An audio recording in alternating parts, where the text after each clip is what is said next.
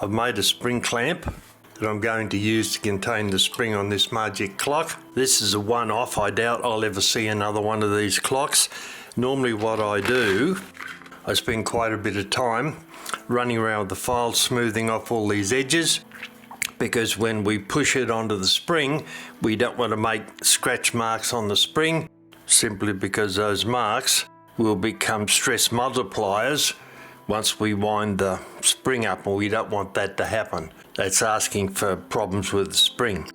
So seeing this is a one-off thing, or I assume it is, I'm going to do two different things today. I'll run over quickly on the inside, not all the way around, just on the inside where the spring is going to touch the clamp. I'll run over that and take the rough edge off it.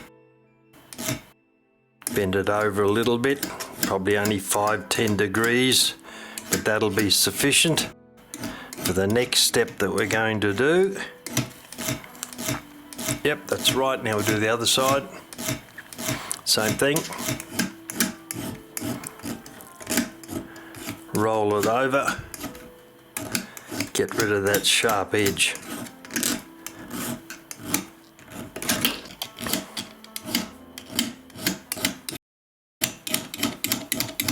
Right, a little bit more up there, I think. I'm a little bit nervous about that bit.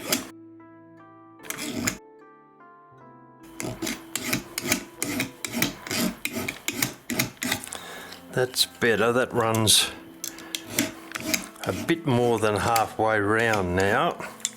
Check the other side. Yeah, I'll do the same here.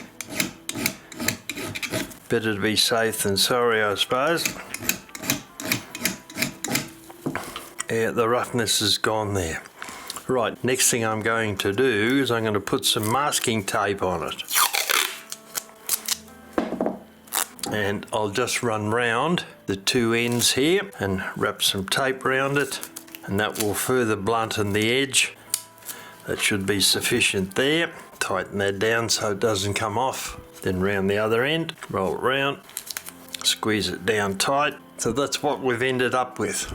There's our clamp. We've filed the edges down a bit and we'll put some masking tape on. We've now hidden those sharp edges. All right, now for the next step. Alright, before we put the clamp on the spring, two jewels in this movement. One there on top of the hairspring and the other one there on top of the escapement. Doesn't mention two jewels anywhere written on there, unless it's written in Cyrillic or something or other, I don't know. But I can't see it. Alright, so now what we've got to do now, put the key on the winding arbor, wind it in. Now the reason I've got to do it this way is because a tiny little ratchet is way down in there and it's very hard to see, and I don't want to damage it. So what I'm going to have to do, because I can't put a screwdriver in that and let the spring down, is I'm going to have to wind the spring up, thereby lessening its diameter until such times as I can slide the clamp on. So I've got to just keep trying that. It's getting closer, only just. It might actually be better to come in from that angle, I think. The wheels have come back from the ultrasonic cleaner now. There was only 3 of them that I put in there. There wasn't very much to do. The mainspring has been cleaned, taken out, cleaned, and greased. You can see there's evidence of a little bit of grease on the top there.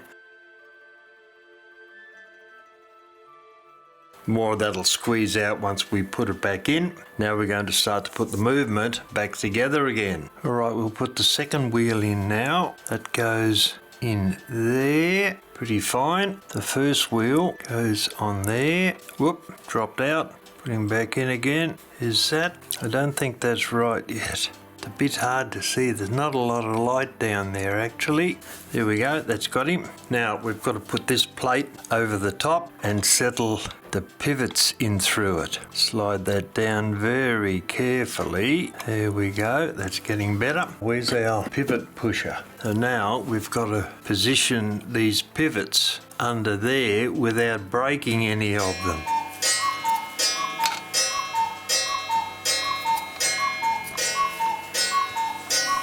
Actually, I need a little bit more light for that. That is not enough. Now I need to be able to see where these things are going because they're not at the moment. Alright, guy's got to go down there a tiny little bit and comes across. That's that one. And the one down there I think has to come up. Got to go across a bit. That looks like it's about right, but it isn't yet. Very delicate work, this lot. That one's right. I think that one there's come out now. Move him back a tiny little bit. That's got him. And this guy here, I almost need my Coke bottle glasses to see what's going on here. That is so hard to see. It's not quite in yet. Is that? No, that hasn't got it yet. It's got to go back that way. Tiny little bit. Still not quite there. Alright, I'll change my glasses. That's very, very hard to see. Alright, I've got all those pivots in now, after much nervousness, and I'll put a nut on this post here, tighten it down a little bit, being very careful of the pivots underneath. We'll turn this wheel here and make sure that it's moving properly and everything's in the correct place and the pivots are right. That looks alright. So I'll tighten that down now. Have a look again, make sure everything turns. That's looking alright. Right now, those two black spaces go on there, and then this plate goes on there. I think that's equidistant. Yeah, that's right. Yeah, that's still set up okay. Alright, now I'll tighten that nut down in a moment. I've loosened it off, so it's a little bit loose. I want to check to make sure that everything's in correctly. You can see the hairsprings working there. So all the pivots are aligned in the correct holes. Now I'll tighten that down. Actually, what I'm going to do first, I'll get my bench vise and put it over here. Get one of my fine files.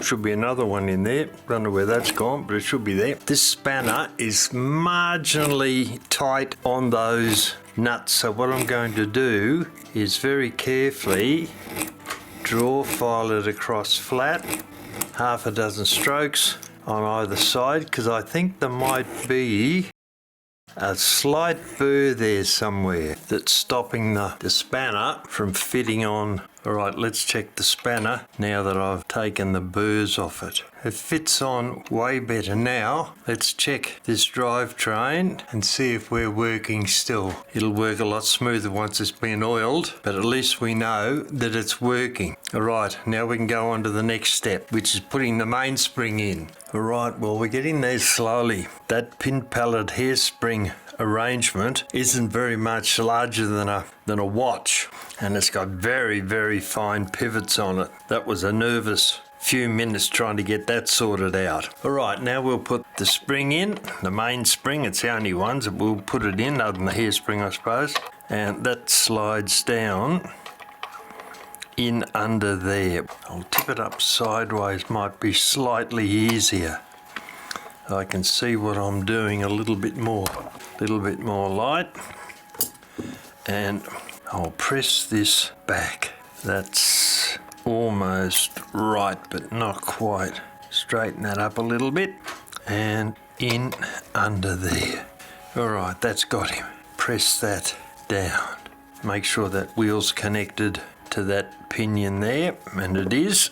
Alright, so hold that in place, put our two sleeves on, one on there and one over there. This plate goes on here to hold all that together. That into there we go, that's got him. Now, put some nuts on these while they're in place. Gee, not very easy with gloves on. I'll try this guy down here. We just want to get them started to make sure everything's aligned before we tighten them down. That's one, and that's cross-threaded, that one. Try it again, and yes, no, maybe. I think that's cross-threaded still, we'll see. Yep, it was. All right, take that off, try it again, reverse it, turn it over. Oh, nearly had him that time. It's being a bit hard to get on with. Right, I'll try this one over here. See if I have any more luck with that. Not particularly. Alright, well, that's two of them. Tighten them down by hand a bit. 1, 2. Now for this third one, the one that's giving us grief. And naturally the last one just spins on straight away. Alright, I'll tighten those down now with our slightly modified spanner. Not all the way down, we'll just tighten them a little bit, then bring the other two down to meet it, and then once we've checked everything, we'll then tighten them down. Yep, that looks alright. Alright, let's tighten these mothers down. That one, that's better. Second one, that's right. And the third one. Alright, so what I'll do now, run a little test. I'll put the winding key on and we'll wind it up just a tiny little bit, see if we can get it to start to work. Take some of the tension off that spring. Alright, we need a bit more apparently. Alright, before we go any further, we're going to put some oil on this because everything is set up correctly there, but I want to make sure that it is finally before I take the clamp off the mainspring. But we've got very little oiling to do here, very little indeed. We've got a pivot there, a pivot there, and a pivot there. And I'll get in under here and put a touch of oil on each of those pieces down there. That's got one, that needs one. Actually that, I'll use a finer oiler than that. It's a little bit too thick. Haha, that's what we want. A watch oiler. Now we'll get in underneath these pieces. That's super thin. Alright, one there, and where's the next one? Over under there, and one way down in. Actually, I might be easier to get it. I don't know why I said that. That side. One down in there. So I'll wind the key up a little bit more. Nope, it's going to take more apparently. Alright. There goes our mainspring clamp. Has been taken out. Now I'll wind this up. And that should now be running. Right, I'll look at this under the microscope and check and make sure everything's right, and then I'll come back.